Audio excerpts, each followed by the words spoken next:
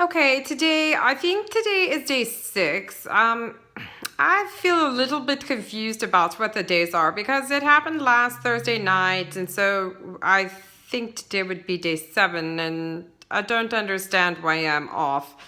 But anyway, so what I'm doing today is I heard back from my neurologist finally, and they were a little bit curt with me saying, well, you called and said you weren't going to worry about it, and so it was just another episode. So just go to your physical therapy. And I said, well, she says, we'll document it. I said, well, what if there really is something wrong? And when I go to physical therapy, there will be like some kind of bleed or something like that. She goes, well, you're next to the hospital, so you will be in the best place for that.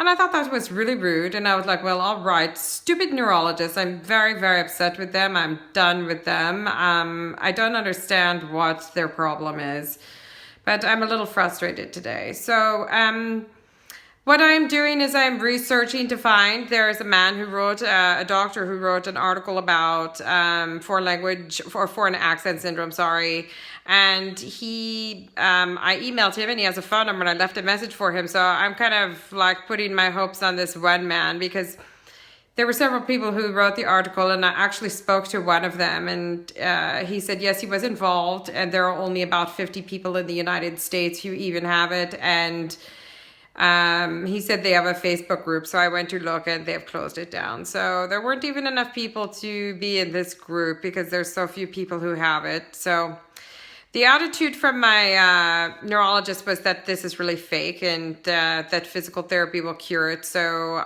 that really frustrates me. So I'm hoping this doctor might be able to help. I tried calling Mount Sinai and they don't really treat it. They just say, oh, it's a syndrome. So like it's something that people might have. So I was putting my hope in that, and I wish I had not. So I guess what I really need to do is just really not put my hope in anything and just, keep living, and I will have this accent. When I look on the internet, it says it might last for months or years, or it might be permanent. So I really don't mind the accent, I'll be honest with you. It doesn't bother me. My speech before was very slow and labored, and now it is fast. And I'm a little, labor with my lips and whatnot. But gosh, I almost think that is better than where I was before. The gentleman that I spoke with, who was the co-author of this paper, was a speech pathologist author. He was not actually a doctor. And he said, well, your neurologist should help you. And I said, well, they don't believe me. And he said, well, this is the problem that we all have. All of us who have this is that the neurologists are like, oh, you guys are just faking it. So next time I see my neurologist, I'm going to say, you speak like this for one weekend. Just try it.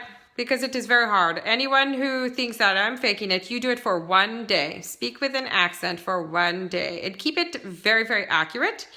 Because that's the way mine is. It is always consistent. It is not really changing unless I get very tired.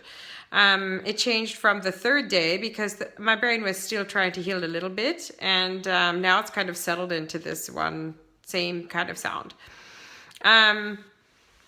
That's all I probably have to say today. I am a little upset, so I'm sorry about that. I don't mean to be, but I will try to get a more positive attitude through the day. I have visitors coming in, then I have a meeting tonight, so we'll see how that goes, since I don't do so well at night and I become gibberish, as you can see from my video that I posted about last night. So anyway, we will check in tomorrow and see how we are doing for tomorrow.